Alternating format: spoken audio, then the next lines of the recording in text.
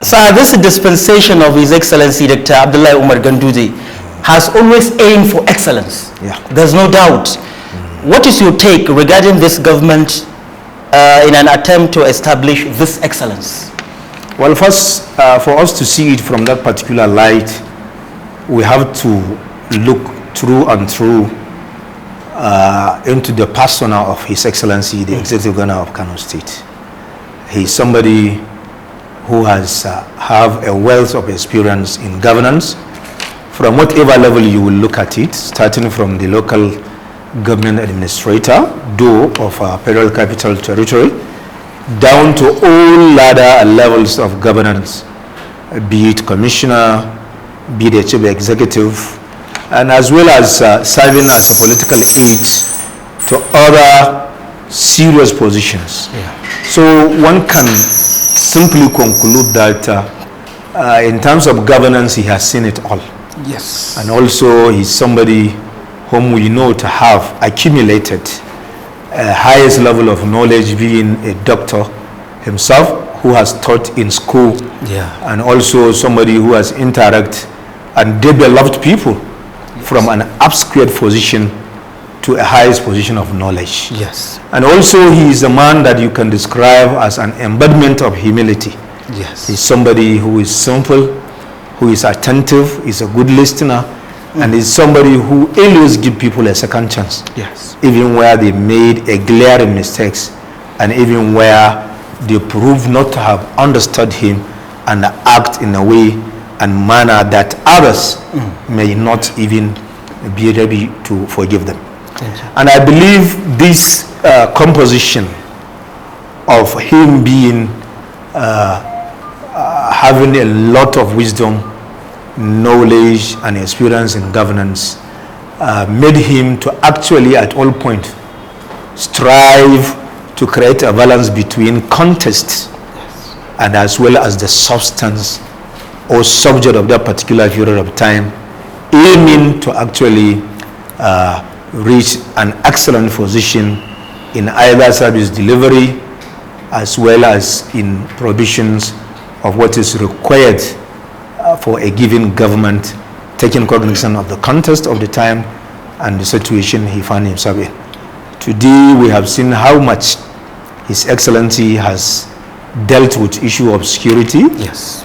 despite the glaring challenges that comes with not only banditry, but also other aspects of the social life, including kidnapping, robbery, and several other things. Yes. And where I see he used the context and the situation, in this particular context, Kano is the highest in terms of population and also cosmopolitan, and also it hosts not only people from within Nigeria, but other people from the neighboring country that have serious peculiarities in terms of upbringing and several other vices. Yet the state governor was able to strike balance and was able to come up with a readily available solution that has taken along almost everybody without giving in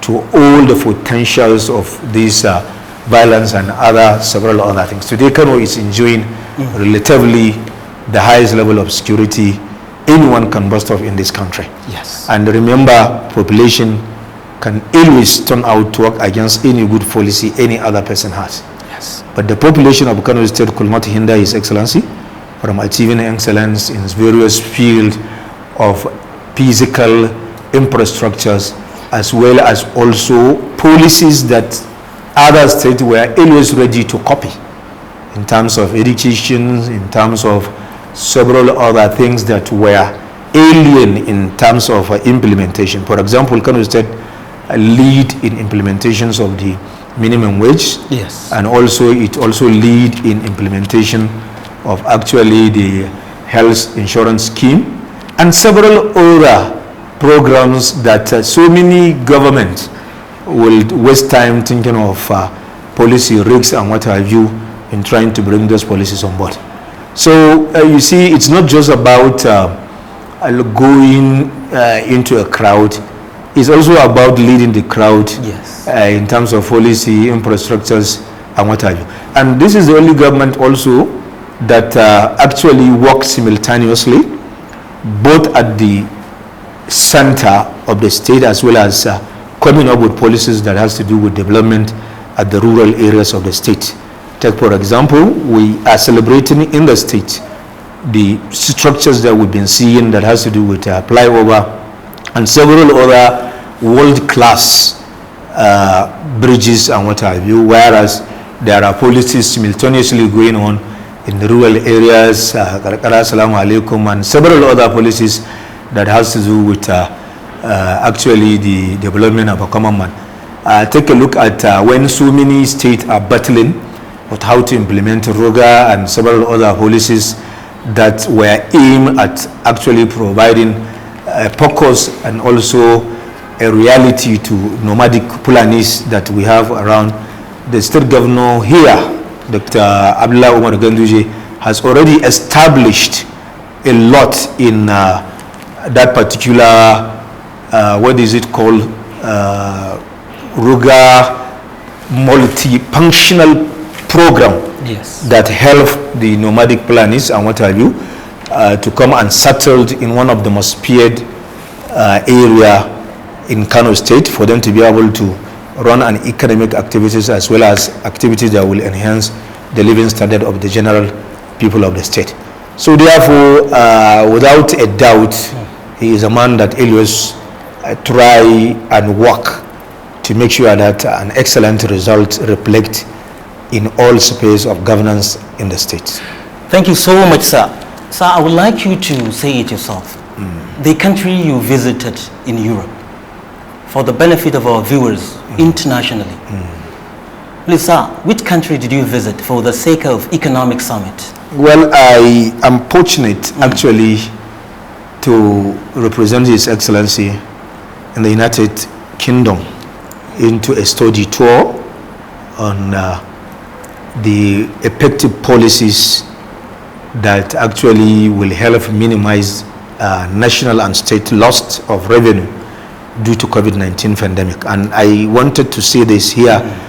This is out of His Excellency's foresight as to what needs to be done in a present situation when the revenue is actually going down due to the effect of COVID-19. And he wanted us to have a first-class experience as to how these particular developed nations were able to cope with the COVID-19. So that we can copy them. Yeah, and maintain the economy afloat despite the pandemic. Okay. Well, alhamdulillah, like I've told you, His Excellency is trying to actually learn ahead, you understand, and prefer well for the state. And I have been there and I have seen firsthand the various policies actually that are being implemented, policies that spring due to this particular problems of COVID-19, and also for us to be able to now compare our present situation and to see to it what can we do also, and taking the peculiarity of Kano State as well as the Nigerian economic terrain, you understand, to be able to maintain the stream of revenue that should come to Kano State, you understand? And the Kano State, I believe, out of what I have learned, stand to gain a lot in making sure that our businesses remain afloat. Thank you. And also the business as well as the revenue stream that should come to the state continue to come despite the hitches and despite the setbacks that comes with COVID-19.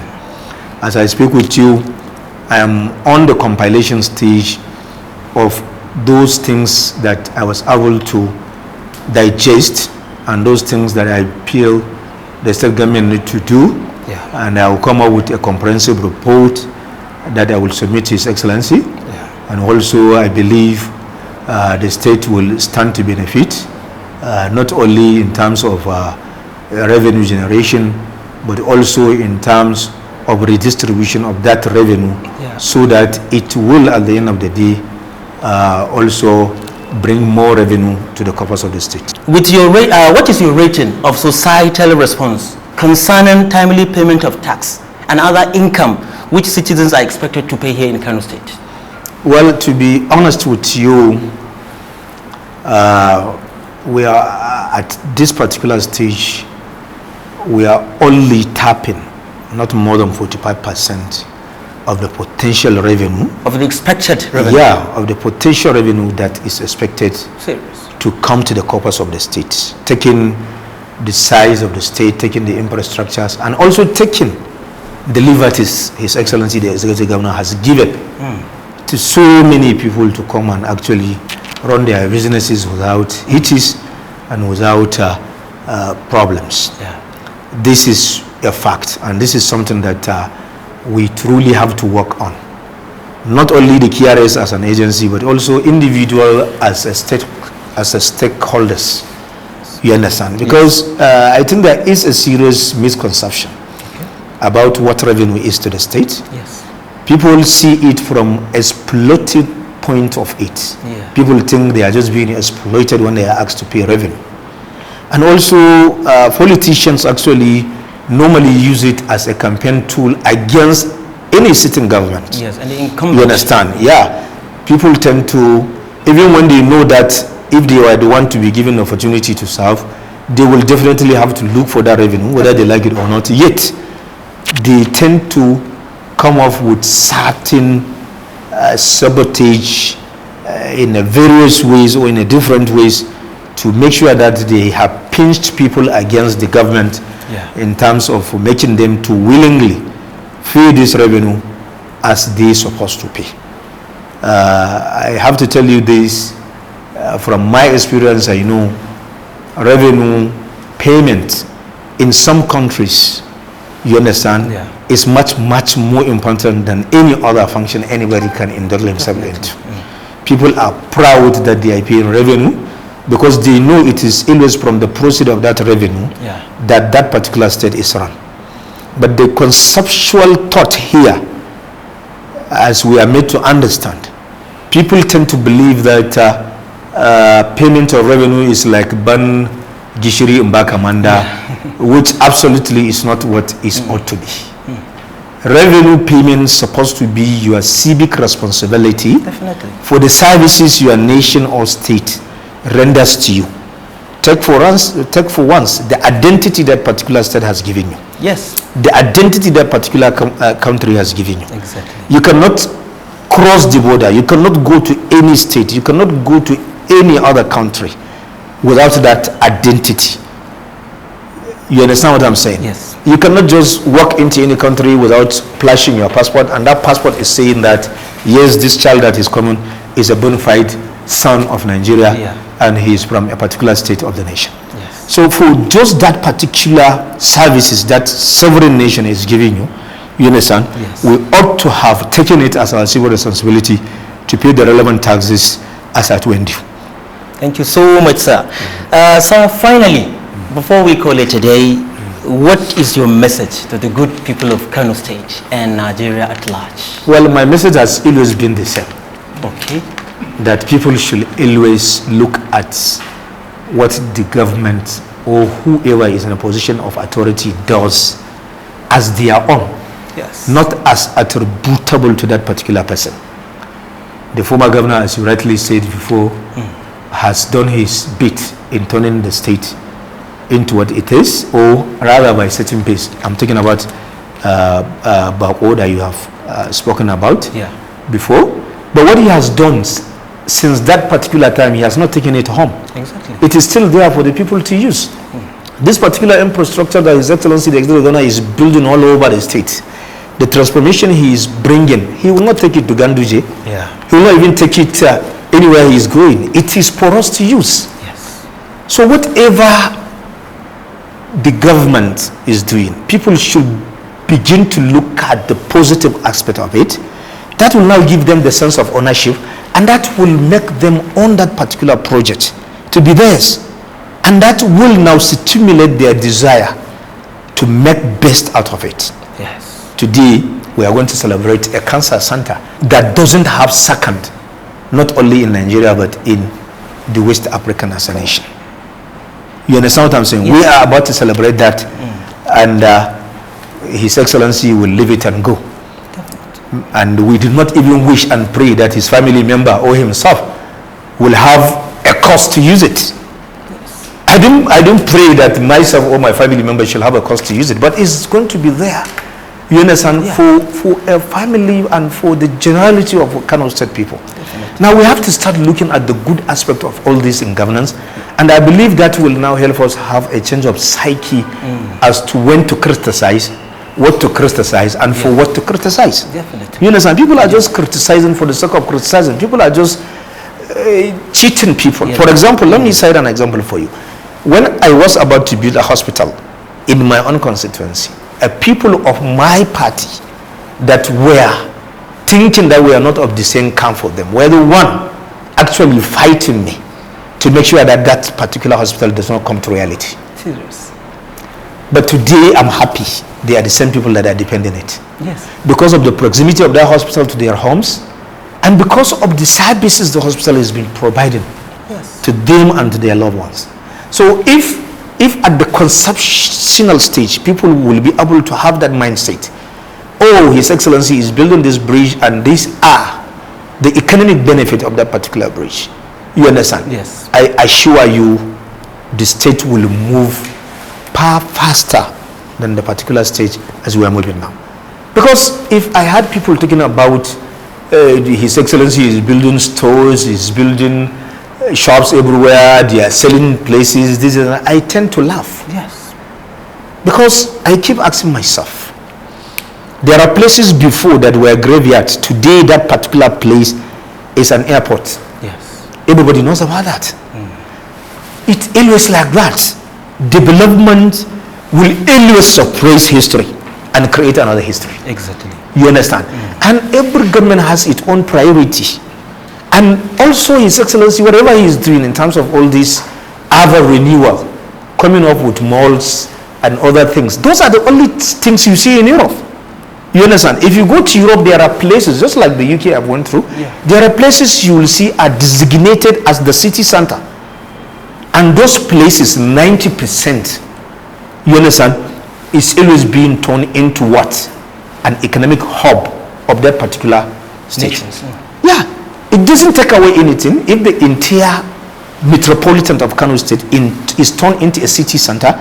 You understand? And residences were moved out of the center of the city. You understand? Yeah. For even a fresher air, for even a better structure, for even a lot of other. That is why I'm very happy. Even when I was there, His Excellency has signed an MOU with a company that will provide 5,000 houses to teachers. We need to get out of the choked town, you understand, to a better, well-structured environment, as His Excellency is striving to give the state. And I assure you, all those things that people are saying, this and that, at the end of the day, you check the record. 90% of the people that are rushing to collect the shops, that are rushing to make use of those particular places, are also the people that are at the back door, will be shouting, will be saying this and that, yet they will be the one coming up because they know the economic benefit of that particular venture His Excellency has already embarked in suburban. So let's just accept the fact that we are actually, we have a civil responsibility and we have to on off whatever activities His Excellency or any other governor going forward that comes for the development of the state.